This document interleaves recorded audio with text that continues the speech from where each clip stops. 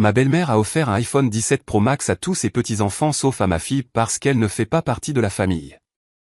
Avec un sourire, je lui ai donné 24 heures pour quitter ma maison où elle vivait gratuitement. Famille.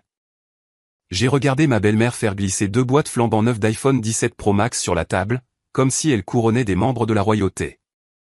Ma nièce et mon neveu ont poussé des cris de joie. Les appareils photos se sont levés. Tout le monde riait. Puis, ma fille a regardé ses mains, les yeux écarquillés, attendant toujours la 3e boîte qui n'est jamais arrivée. Elle a fini par demander, doux comme un murmure, « Grand-mère, tu en as pris un pour moi aussi ?» Ma belle-mère n'a même pas sourcillé. Elle a souri et a dit, « Non, parce que tu ne fais pas partie de la famille. » La pièce est devenue silencieuse, comme si quelqu'un avait coupé le courant. Le visage de ma petite fille s'est effondré sur lui-même, et j'ai senti quelque chose se briser net, en deux, dans ma poitrine. Je n'ai pas crié. Je n'ai pas fait de scandale. J'ai simplement croisé le regard de cette femme, je lui ai rendu son sourire, et j'ai décidé qu'elle avait 24 heures pour sortir de chez moi, cette maison où elle vivait gratuitement, tout en traitant mon enfant comme une étrangère. Parce que si c'est ce qu'elle pense que signifie le mot famille, alors elle ne mérite pas de vivre sous mon toit, ni d'utiliser ce mot comme une arme. Je m'appelle Zephyr Knox, et je suis sur le point de vous raconter toute l'histoire. Chaque détail sordide, chaque signe avant-coureur silencieux que j'ai ignoré, et ce moment précis où j'ai enfin cessé de protéger le confort d'un adulte au détriment du cœur d'un enfant. Mais avant de commencer, j'aimerais savoir que vous êtes là, avec moi, à m'écouter. Commentez et salut ou dites-moi d'où vous regardez. Parfois, le simple fait de savoir que quelqu'un est là rend les choses difficiles plus faciles à dire à voix haute. Et si vous avez déjà dû tenir tête à quelqu'un que vous ne pensiez jamais devoir affronter, surtout pour votre enfant, abonnez-vous. Pas parce que je cours après les chiffres, mais parce que ces histoires ne sont pas racontées à moins que quelqu'un ne reste pour les entendre. Merci.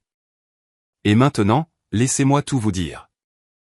J'ai toujours cru que la cruauté la plus dangereuse ne s'accompagnait pas de voix élevées ou d'objets cassés. Elle est plus silencieuse, polie, courtoise. Elle se manifeste sous la forme d'un soupir, d'un regard, d'une correction enveloppée de sollicitude. Et dans ma maison, ce genre de cruauté est arrivé déguisé en famille. Je m'appelle Zephyr Knox. J'ai 31 ans, je suis graphiste indépendant et je travaille depuis mon studio aménagé dans le garage à Matthews, juste à l'extérieur de Charlotte. Je vis avec ma femme, Brun, et notre fille de 13 ans, Marin. Cette histoire, mon histoire, ne commence pas par une explosion, mais par un murmure, par un sourire trop figé, par une fille trop silencieuse. Sur le papier, notre vie semblait stable. Brun travaillait à temps partiel pour une association locale, jonglait entre les réunions du conseil et les ventes de gâteaux avec la même grâce calme qu'elle avait toujours eue. Elle avait été élevée pour croire que maintenir la paix était une vertu, surtout avec sa mère. Moi, je ne venais pas de ce genre de famille. Alors, quand Brun a suggéré que sa mère emménage pour un certain temps, j'ai dit oui. Pas parce que je le voulais, mais parce que je ne voulais pas être le gendre qui dit non. Deirdre, 67 ans, veuve, avait vendu sa maison de ville après avoir affirmé qu'elle se noyait dans les dettes médicales. Elle nous a dit qu'elle ne pouvait pas se permettre un loyer décent nulle part. Les yeux de Brun se sont remplis de culpabilité. Juste quelques mois, a-t-elle dit, le temps qu'elle retombe sur ses pieds. J'ai retapé la chambre d'amis comme si je la préparais pour un Airbnb, j'ai peint les murs, remplacé le matelas, accroché de nouveaux rideaux. Je voulais qu'elle se sente la bienvenue. C'était le but, non? La famille prend soin les uns des autres. Mais en une semaine, l'énergie a changé. Au début, c'était de petites choses. Deirdre grimaçait après avoir goûté mon café et disait, « Fort, ce n'est pas comme ça qu'on le faisait à mon époque. » Elle réorganisait notre garde-manger pendant que j'étais sorti, laissait des coupures d'articles sur l'éducation sur le comptoir pour Brun, avec des surlignages passifs-agressifs. Elle disait des choses comme « Les enfants ont besoin de limites. » Ne la gâte pas trop, quand Marin restait éveillé tard pour lire. Mais ce qui m'irritait le plus, la façon dont elle interagissait avec Marin, ou plutôt, ne le faisait pas. Marin est le genre d'enfant qui vit dans son imagination, des carnets de croquis partout. Des pages remplies de créatures, de paysages oniriques et de personnages avec beaucoup trop d'histoire. Elle est douce, attentionnée, comme la plupart des enfants adoptés, elle porte sa sensibilité à fleur de peau. Quand Marin montrait un dessin à Deirdre, celle-ci levait à peine les yeux. C'est intéressant. Quand Marin partageait un poème, Deirdre hochait la tête, sans rien dire. Elle n'utilisait pas beaucoup le prénom de Marin, juste l'elle ou chérie sur un ton plat. Et j'ai commencé à remarquer quelque chose, Marin jetait un coup d'œil à sa grand-mère avant de réagir aux choses, comme si elle vérifiait s'il était prudent de sourire. J'ai gardé ça pour moi pendant un moment. Puis Colton est venu nous rendre visite, le frère aîné de Brun. Colton et sa femme Sierra vivaient à Providence Plantation, le genre de quartier de Charlotte avec des portails, des voiturettes de golf et des boîtes aux lettres importées. Leurs jumeaux, Knox et Haven, n'avaient qu'un an de moins que Marin, mais se comportaient comme de petits PDG. À la seconde où ils sont entrés, Deirdre s'est illuminée. Sa voix est devenue plus aiguë. Elle riait plus fort. Elle posait des questions. Comment va le cours d'escrime? Tu joues toujours du violon? Ton école a-t-elle envoyé les détails du programme d'été à l'étranger? Pourtant, Marin s'est effacé à l'arrière-plan sans que personne ne le lui demande. Elle savait, tout simplement. Ce soir-là, Deirdre a cuisiné son rôti du dimanche spécial. Knox a eu un supplément de sauce. Haven a eu son propre plat de macaroni au fromage, sans chapelure. Marin. Deirdre a oublié qu'elle ne mangeait pas de viande rouge. Oublié, ou s'en fichait. Marin a dit merci. A mangé les petits pois. Puis elle est montée sans dire un mot. J'en ai parlé à Brun une fois la vaisselle terminée. Elle a cuisiné en fonction de leurs préférences, mais pas des nôtres, pas de celles de Marin. Elle s'adapte, a dit Brun rapidement. Elle est dans un nouvel environnement. Elle essaie. Elle n'essaie pas avec Marin. Elle a 70 ans. Elle dit des choses bizarres. Ça ne veut rien dire. C'est là que j'ai arrêté d'en parler et que j'ai commencé à l'écrire. J'ai ouvert l'application de notes sur mon téléphone et j'ai titré une nouvelle entrée, habitude de Deirdre. J'ai noté le dîner de rôti, le commentaire sur le carnet de croquis. Le changement soudain de ton quand Colton entrait dans la pièce. Je ne savais pas encore ce que je construisais, mais au fond de moi, je le sentais. Quelque chose ne tournait pas rond. Et si personne d'autre n'allait protéger la place de Marin dans cette famille, alors ce devait être moi. Cela a commencé par des chuchotements, ou plus exactement, des appels qui se terminaient au moment où j'entrais. Deirdre a commencé à prendre des appels téléphoniques sur le porche, parlant juste assez bas pour être inintelligible. Son ton était plus léger, plus conspirateur. Parfois, elle riait. Mais au moment où j'ouvrais la porte d'entrée, c'était toujours « d'accord. Je dois y aller », suivi d'un raccrochage enjoué. Je n'étais pas paranoïaque. Je faisais juste attention. Un mardi après-midi, je l'ai entendu le dire. Je venais de sortir pour attraper une boîte de décoration dans le garage quand j'ai surpris sa voix flottant à travers la fenêtre ouverte. Oui, le Pro Max. Le tout dernier. Prends en deux. Ils vont perdre la tête. Elle ne m'a pas vu. Elle faisait face au jardin. Je suis resté immobile. Pro Max, comme dans iPhone 17 Pro Max. Elle a mis fin à l'appel, s'est retournée et s'est figée quand elle m'a vu. Je règle juste les projets d'anniversaire, a-t-elle dit doucement. Tu sais, la fête de Knox et Haven approche. C'est ça, ai-je dit, forçant un sourire. Fête commune cette année. Beaucoup plus simple, a-t-elle hoché la tête. Tous les enfants ensemble. J'ai pris une note dans mon téléphone ce soir-là. 12 septembre. Appel de Deirdre, iPhone 17 Pro Max X2. Surprise. L'anniversaire de Marin était la même semaine. À partir de ce moment-là, les choses ont changé. Deirdre a commencé à recevoir plus de colis que d'habitude. De petites boîtes soigneusement emballées qu'elle portait directement dans sa chambre. J'ai demandé une fois si elle avait besoin d'aide pour en porter une. Elle l'a serrée contre sa poitrine. Juste quelques trucs que Colton m'a demandé de garder. Les mensonges n'étaient jamais bruyants. Ils étaient fins, fragiles, cassant si on appuyait trop fort. Elle se plaignait toujours de ses finances, disait que ses médicaments devenaient trop chers, que la sécurité sociale couvrait à peine son assurance, qu'elle était bénie de vivre avec ses enfants.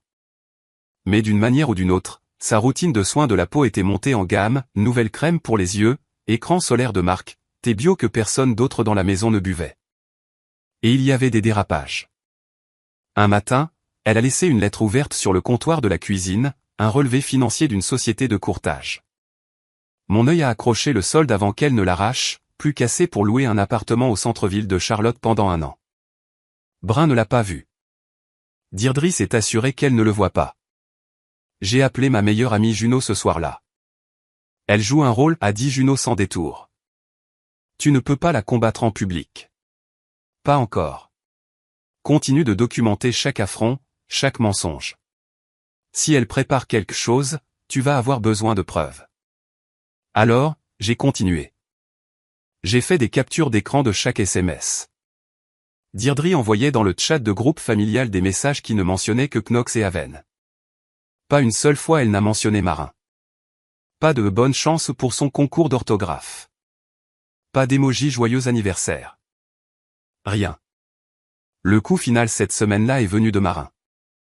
Elle s'est approchée de moi pendant que je chargeais la vaisselle et a dit « Papa, est-ce que j'ai fait quelque chose de mal à grand-mère ?» Le poids de cette question s'est enfoncé en moi comme une encre. Je me suis agenouillé près d'elle et je l'ai regardée dans les yeux. « Tu n'as rien fait de mal, ai-je dit. Tu es gentille, bonne et intelligente. Parfois, les gens ne voient pas clair, mais ce n'est pas ta faute. » Elle a hoché la tête. Mais je pouvais le voir. Quelque chose en elle avait déjà changé. Puis Deirdre a lâché la suggestion. « Pourquoi ne ferions-nous pas juste une grande fête d'anniversaire cette année ?» a-t-elle dit d'un ton léger au dîner. Les jumeaux, Marin, tout le monde ensemble. C'est plus simple. Vous savez à quel point les gens sont occupés. Ça semblait inoffensif, mais j'ai vu ce que c'était. Elle voulait un public. Elle voulait une scène. J'ai souri, accepté, et même proposé d'aider à la planification. Mais à l'intérieur, j'avais fini de jouer le gentil. Parce que si elle allait tenter quelque chose, faire une remarque, envoyer un message, je devais être prêt. Pas juste avec un sentiment, mais avec des preuves. La semaine avant la fête a ressemblé à une machine que je ne pouvais pas arrêter. Nous étions pris dans une frénésie de planification, de commandes, de coordination, de listes à faire, de choses à rayer.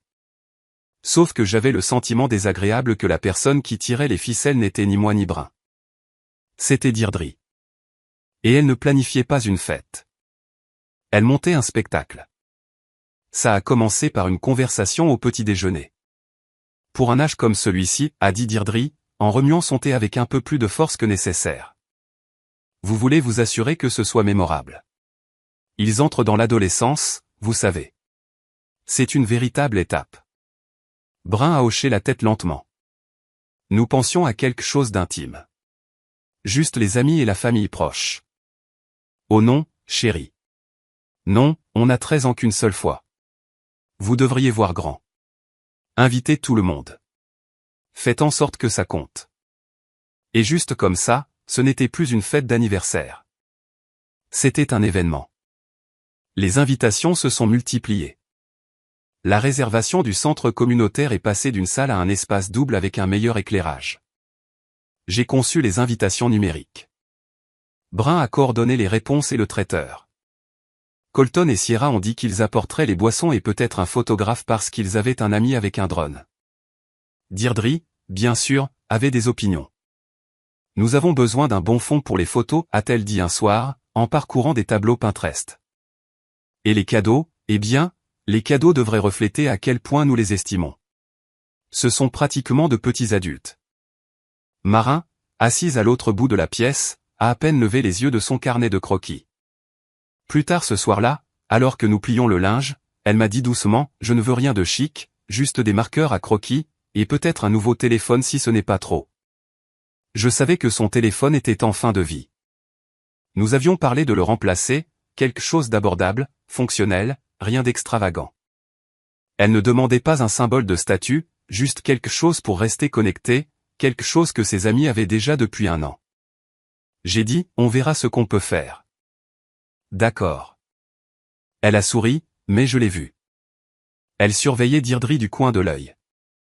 Comme si même espérer quelque chose venait avec des conditions.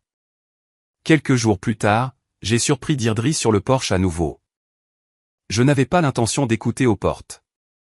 Je passais juste par là pour aller aux poubelles, mais je l'ai entendu le dire aussi clairement qu'en plein jour. Tu te souviens du Pro Max? Le tout dernier? Ils vont adorer. Tout le monde devrait voir leur réaction. Elle a raccroché avant que j'atteigne le Porsche. À l'intérieur, Brun glaçait des cupcakes. Marin était à l'étage et je suis juste resté là, tenant un sac poubelle, me demandant jusqu'où cela allait aller. Les livraisons ont commencé à arriver quotidiennement. Des paquets de toute taille. Deirdre était toujours celle qui accueillait le livreur, signait rapidement et transportait tout dans sa chambre. Un après-midi, je l'ai croisée dans le couloir, luttant avec une boîte de taille moyenne. L'étiquette indiquait Free Electronics. Elle a remarqué que je l'avais vue et a tourné son corps rapidement pour cacher l'étiquette. C'est pour Colton, a-t-elle dit avant même que je ne demande. Je le garde juste pour lui.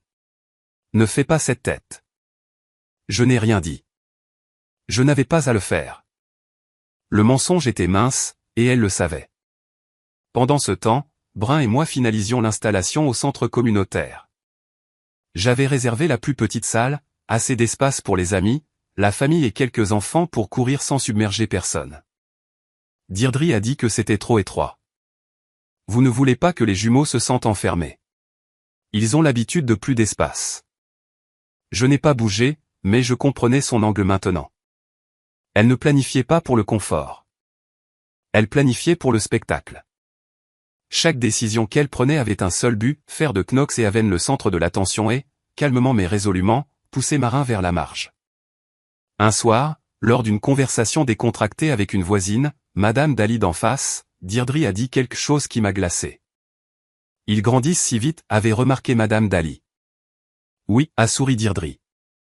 Knox et Haven s'épanouissent vraiment. Des enfants si brillants. Et Marin. Eh bien? C'est notre cas spécial, n'est-ce pas? J'ai vu Brun tressaillir. Madame Daly avait l'air confuse. Je me suis avancé et j'ai changé de sujet avant que Marin ne puisse entendre, mais j'ai pris note mentalement. Ce n'était pas un lapsus. C'était une stratégie. Ce soir-là, j'ai dit à Brun que je voulais réduire l'événement. Il ne s'agit plus de la fête. Elle en fait une question de statut. Brun a hésité. Elle veut juste que ce soit bien. Vraiment, ai-je demandé. Ou veut-elle prouver quelque chose? Il y a eu une pause. Puis Brun a dit, je lui parlerai. Mais peut-être qu'on devrait juste passer à travers ça pour le bien de Marin. C'est ça le truc. Je ne voulais pas juste passer à travers. Je voulais protéger notre fille de l'érosion lente et systématique de son sentiment d'appartenance. La nuit précédant l'installation, j'ai entendu Deirdre au téléphone à nouveau. Je ne pouvais pas tout entendre, mais la phrase finale est passée claire comme de l'eau de roche. Assure-toi qu'ils regardent tous quand ce sera déballé. Je me tenais dans le couloir dans le noir, la main serrée. Demain n'était plus juste une fête. C'était une déclaration. Le matin de l'installation, la maison ressemblait à une équipe de scène préparant la soirée d'ouverture. Des boîtes, des ballons, des listes. Brun vérifiait les réponses. Je chargeais la voiture. Marin se tenait près de la fenêtre avant, son carnet de croquis dans les bras, mais elle ne dessinait pas. Elle regardait. Au centre communautaire, j'ai pris la tête de la décoration pendant que Brun se coordonnait avec le personnel. Deirdre est arrivée la dernière, entrant comme une coach de concours de beauté. Déplaçons la table des cadeaux, a-t-elle dit, au centre, devant. De cette façon, nous avons le meilleur angle pour les photos. J'ai regardé le plan original que j'avais aidé à rédiger. La table des cadeaux était contre un mur latéral. Accessible mais subtil. Je pense que nous devrions nous en tenir au plan, ai-je dit. Mais Colton et Sierra auront besoin d'espace, et leurs cadeaux seront, eh bien, tu sais, ça rendra mieux comme ça. Sa voix était douce, mais ses yeux disaient, ne me défie pas. Je n'ai pas déplacé la table, mais je n'ai pas discuté. J'ai demandé à un membre du personnel de prendre une photo de la disposition, juste au cas où. De retour à la maison, je rangeais le salon quand j'ai trouvé une pile de cartes nominatives près d'une bobine de ruban. Chacune portait un message écrit de l'écriture bouclée de Deirdre, pour mon brillant garçon Knox, pour mon étoile brillante Haven. C'était tout. Pas de carte pour Marin. Pas de cartes vierges attendant d'être remplies. Je ne les ai pas touchées.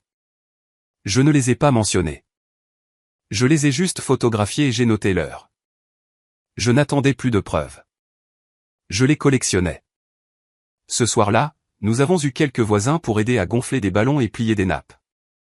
Deirdre tenait la cour avec un verre de vin blanc, racontant des histoires. Et encore une fois, elle l'a dit. Marin est un peu différente, vous savez, pas comme les deux autres, mais elle a son propre truc. Elle l'a dit avec un sourire, comme si c'était une bizarrerie attachante. Marin a entendu celle-là. Elle se tenait près de l'escalier, tenant un plateau d'ustensiles. Elle n'a rien dit, elle a juste continué à marcher. Plus tard ce soir-là, elle m'a demandé, est-ce que c'est mal d'être différent? Non, ai-je dit. C'est la meilleure chose chez toi. Elle a hoché la tête, mais elle n'a pas souri. Le pire moment est venu le lendemain lors d'une course de dernière minute chez Target. J'étais avec Marin pour acheter des piles et quelques bougies supplémentaires. Elle a reparlé du téléphone. Papa, a-t-elle dit doucement. Je sais que c'est beaucoup, mais je serais contente avec n'importe quoi qui fonctionne. Ça n'a pas besoin d'être chic. J'ai souri. On trouvera une solution. Derrière nous, Deirdre est apparue. Je ne l'avais même pas remarqué nous suivre dans l'allée. Elle est intervenue sans prévenir. Zéphyr, n'encourage pas ça. Elle n'a pas besoin d'un téléphone, surtout pas avec sa sensibilité. Ça ne fera qu'empirer les choses. Ce soir-là, je l'ai croisée à nouveau sur le porche. Le Pro Max, oui, disait-elle dans son téléphone. Déballé juste après le gâteau. Assurez-vous qu'il y ait des images. Elle ne se cachait plus. De retour au centre communautaire ce soir-là, nous avons finalisé les décorations. Deirdre est arrivée à nouveau et a immédiatement commencé à repositionner les objets. Elle a déplacé la table des cadeaux à nouveau, cette fois en traînant une bannière qui disait « pour nos futures stars ». Elle flottait directement au-dessus de l'installation des jumeaux.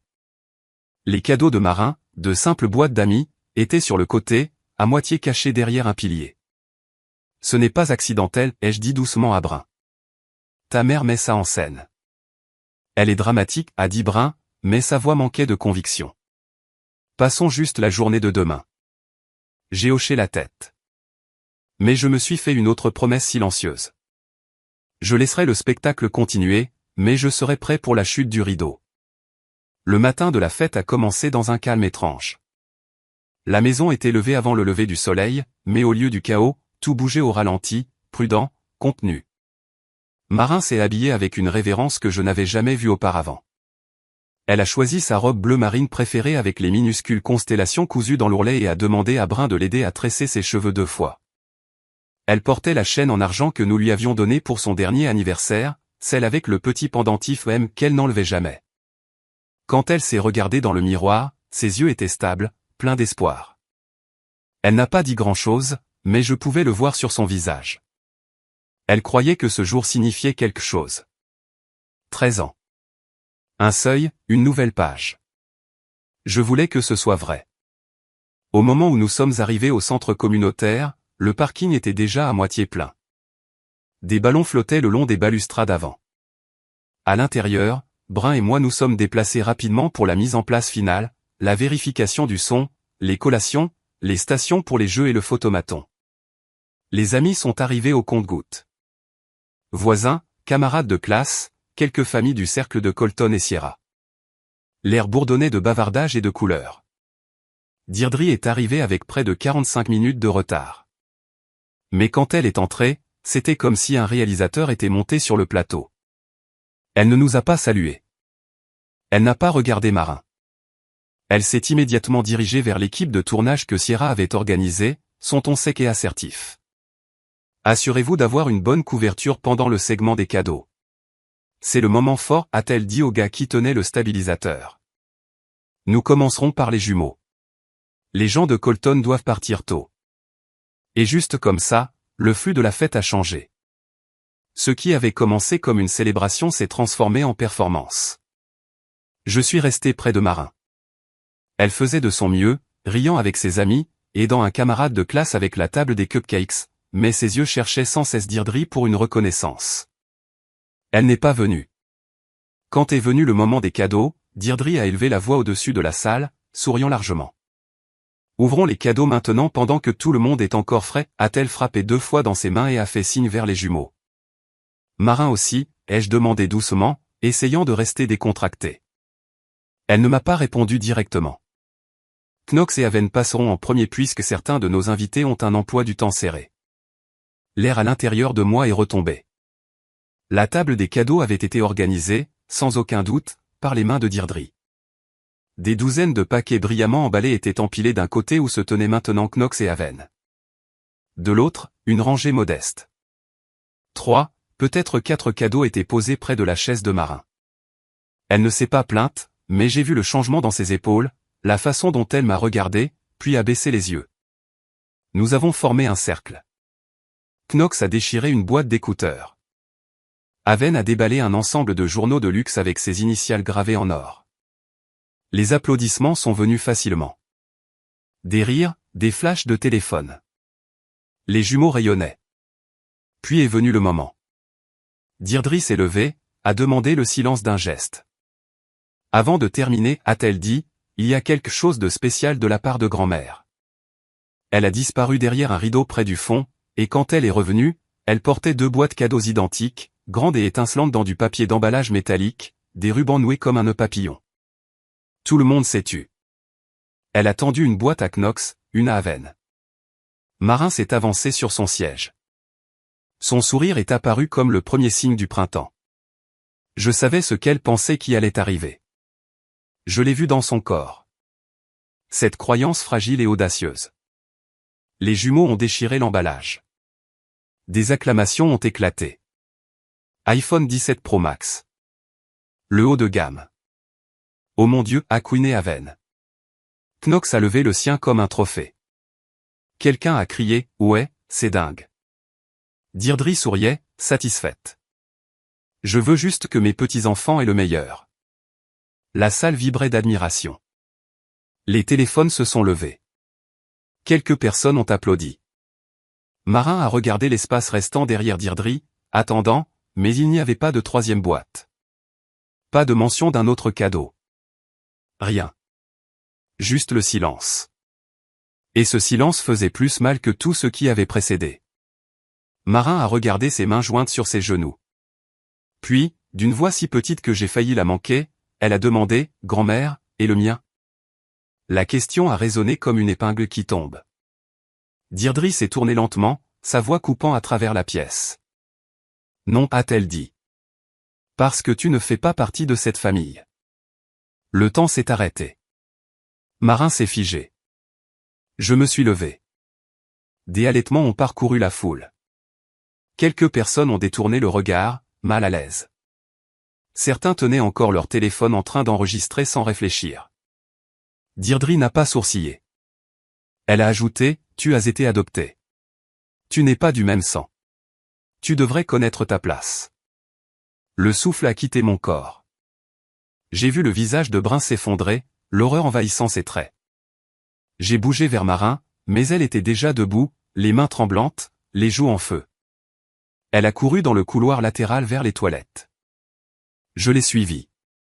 Je ne me suis pas retourné. Je l'ai trouvée dans la cabine du coin, recroquevillée, sanglotant dans ses manches. Je me suis laissé tomber sur le carrelage à l'extérieur et j'ai parlé doucement à travers la porte. Tu n'as rien fait de mal. Rien chez toi n'est faux. Je suis là. Je te tiens. Je ne savais pas combien de temps nous sommes restés comme ça. Finalement, Brun est entré, les yeux rouges, le corps tremblant. Elle n'a pas parlé. Elle a juste frappé une fois à la cabine et a dit, « Bébé, je peux entrer ?» Marin a déverrouillé. La fête s'est délitée sans fin formelle. Certains invités sont partis rapidement, embarrassés. D'autres s'attardaient près de la table de nourriture, maladroits et incertains. Colton et Sierra se tenaient près des ballons, chuchotant férocement. Deirdre est restée assise à la table centrale, imperturbable, buvant dans un gobelet en papier. Elle ressemblait à une reine qui avait fait exactement ce qu'elle était venue faire. Nous n'avons pas dit au revoir. Nous sommes partis. Dans la voiture, Brun n'a pas parlé. Elle fixait droit devant elle. Marin s'est appuyée contre moi, silencieuse, sa main serrant la mienne comme une ancre. Je savais que les dégâts ne faisaient que commencer. Ce soir-là, personne n'a dîné. Marin s'est enfermée dans sa chambre. Elle ne s'est même pas déshabillée, juste recroquevillée dans son lit, tout habillée. Son téléphone éteint. Brun a frappé 2 fois et n'a obtenu aucune réponse. Elle a laissé un verre d'eau devant la porte. Je me suis tenu en haut de l'escalier et j'ai fixé le vide. Nous n'avons pas dormi. Dans notre chambre, Brun s'est assise sur le bord du lit, les doigts triturant son alliance. Je ne sais plus qui elle est, a-t-elle dit. Elle a toujours été comme ça, ai-je répondu. Nous ne voulions simplement pas le voir.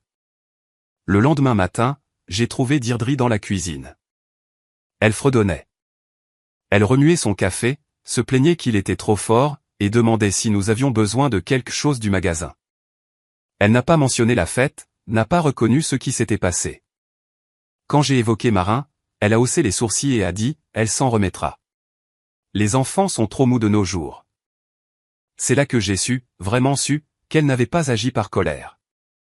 Elle avait agi intentionnellement. Plus tard ce matin-là, j'ai reçu un appel de l'école de Marin. Sa conseillère a dit qu'elle s'était repliée sur elle-même en classe, ne réagissait pas, évitait le travail de groupe. Elle n'avait pas rendu un seul devoir depuis la fête. Elle est généralement impliquée, a dit la conseillère. Quelque chose a changé. Nous aimerions vous rencontrer. Je l'ai remercié et j'ai raccroché, mais mes mains tremblaient. Ce n'était plus juste un incident. C'était un traumatisme, et il avait des conséquences. Brun et moi avons parlé ce soir-là, pour de vrai. Plus de défense. Plus de bénéfice du doute. On ne peut pas la garder ici, ai-je dit. Elle n'est pas en sécurité. C'est ma mère, a chuchoté Brun. C'est notre fille. Cela a brisé le sort. Le lendemain, en pliant le linge, j'ai trouvé une enveloppe glissée à l'intérieur d'un des manteaux de Deirdre, glissée entre des reçus.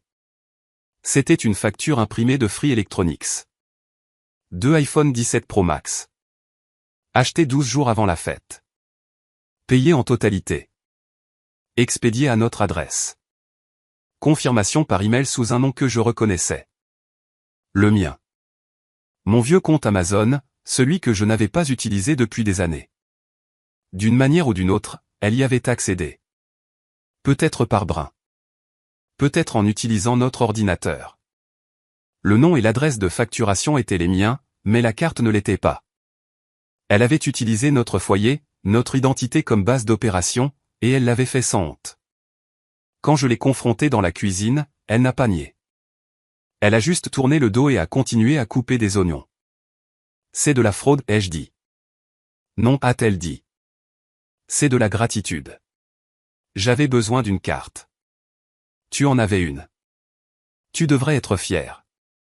J'ai acheté quelque chose de significatif pour une fois. Et Marin. Elle a haussé les épaules. Marin est molle. C'est ton œuvre. Elle a besoin d'apprendre que la vie ne vous donne pas tout. Je l'ai regardé, stupéfait. Puis est venu le coup final. Brun reviendra, a-t-elle dit. Elle m'a toujours été loyale. Toi, elle a pointé avec son couteau. Tu es le problème. C'est toi qui la montes contre sa propre mère.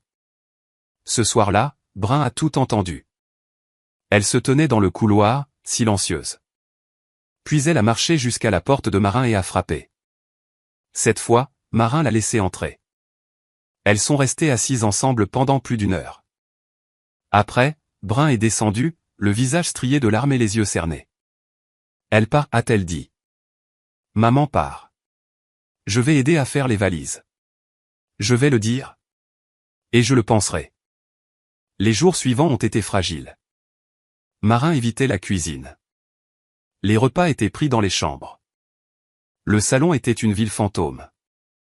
J'ai commencé à chercher une thérapie. Brun a appelé son frère et lui a dit de ne pas passer. Nous gardions tous au silence, concentrés sur la guérison. Mais Deirdre n'est pas partie. Elle s'est attardée. Et au repas suivant auquel elle a assisté, 3 jours plus tard, elle a regardé directement Marin à travers la table et a dit avec un ricanement, « Alors quoi? Tu vas pleurer pour toujours ?» Je me suis levé. Brun aussi. Et j'ai dit pour la première fois sans l'ombre d'un doute, tu dois partir. Elle n'a pas discuté, mais ses yeux se sont plissés. Ce n'était pas fini. Pas pour elle, mais pour nous, ça devait l'être. Marin n'était pas juste silencieuse après l'appel de la conseillère. Elle s'effaçait. Elle a arrêté de dessiner. Rien que cela suffisait à me briser le cœur. Son carnet de croquis, autrefois un élément permanent sur le canapé, le comptoir de la cuisine, même le lavabo de la salle de bain, a disparu. Elle donnait des réponses en un mot, haussait les épaules quand on lui parlait, et évitait le contact visuel. Elle ne demandait plus à mettre de la musique dans la voiture. Elle ne s'attardait pas dans les pièces. Elle s'éclipsait avant de pouvoir être attirée au centre de quoi que ce soit.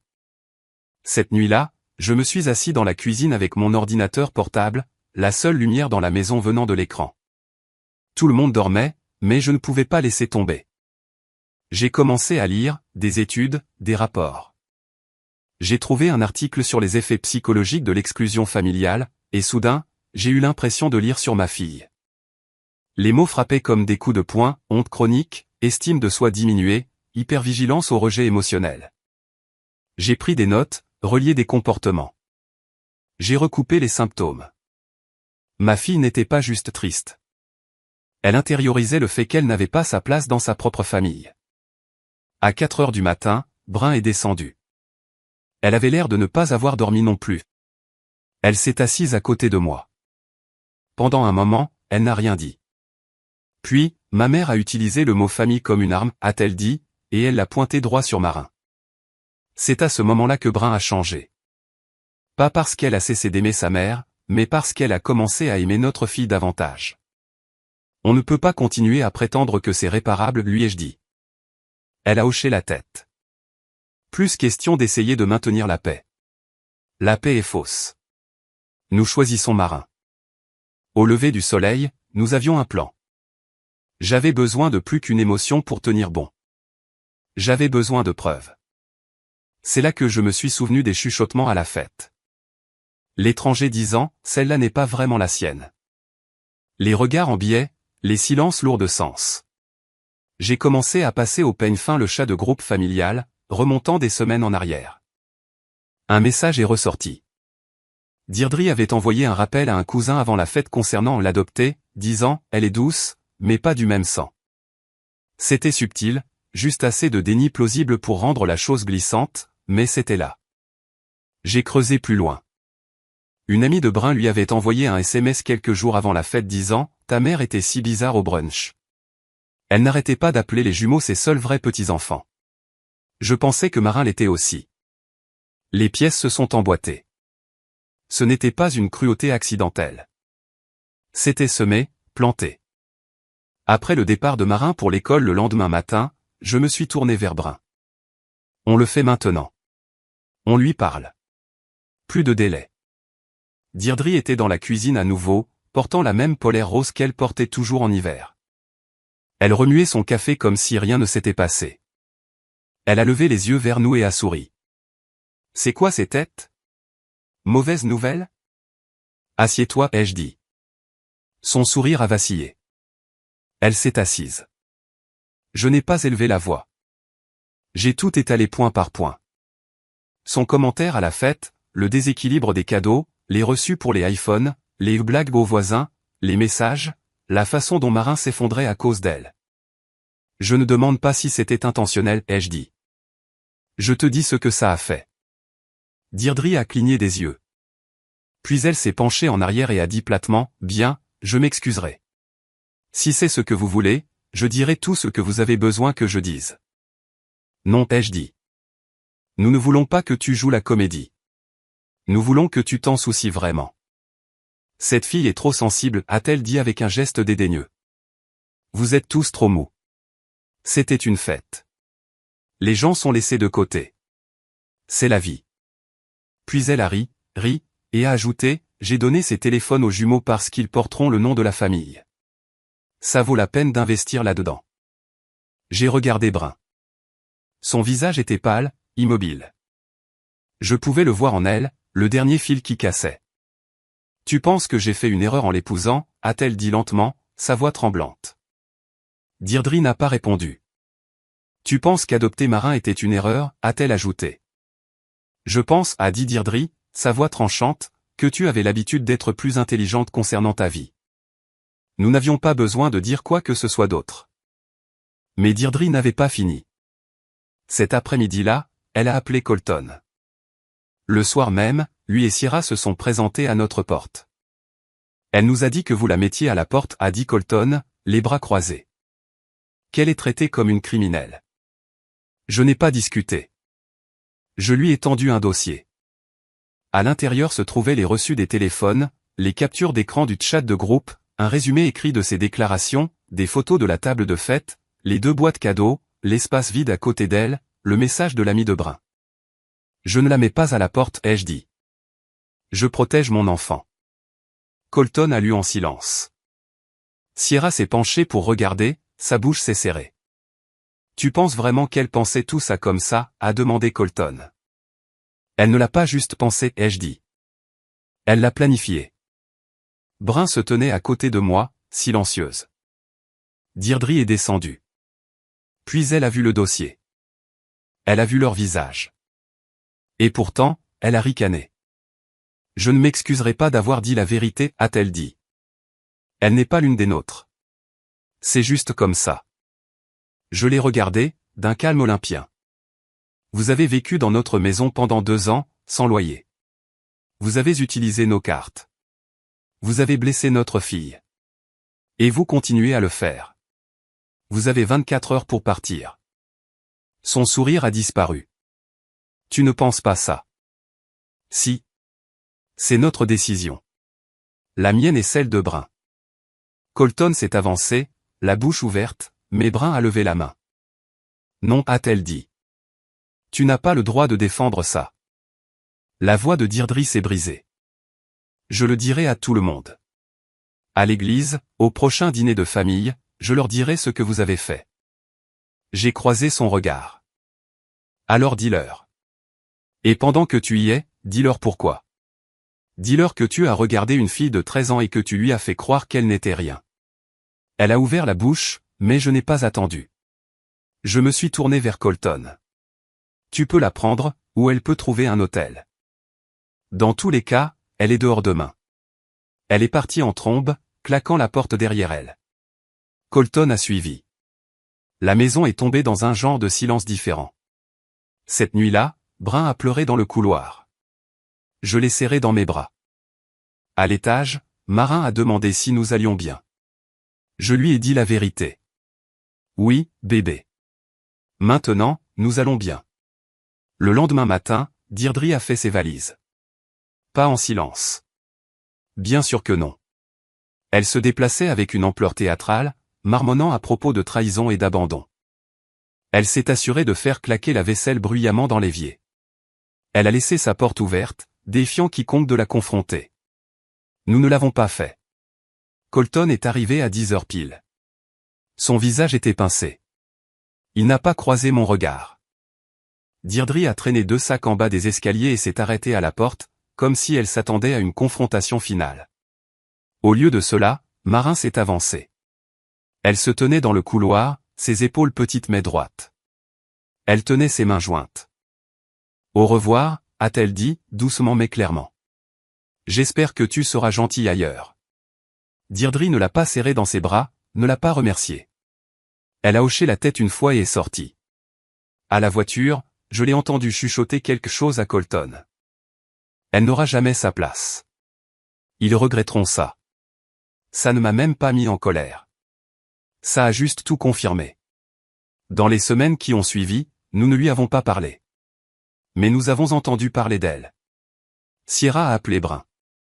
Apparemment, Deirdre avait commencé à tout critiquer, comment Sierra cuisinait, comment il disciplinait les jumeaux. Elle a même accusé Colton de préférer Knox à Haven. Le même vieux cycle, juste une maison différente. Colton m'a appelé tard un soir. Tu avais raison, a-t-il dit. Nous ne le voyons pas avant, mais maintenant nous le voyons. Je n'ai pas dit je te l'avais bien dit. J'ai juste dit, bien. Faites mieux avec elle que nous ne l'avons fait. Pendant ce temps, dans notre maison, l'air est devenu plus léger.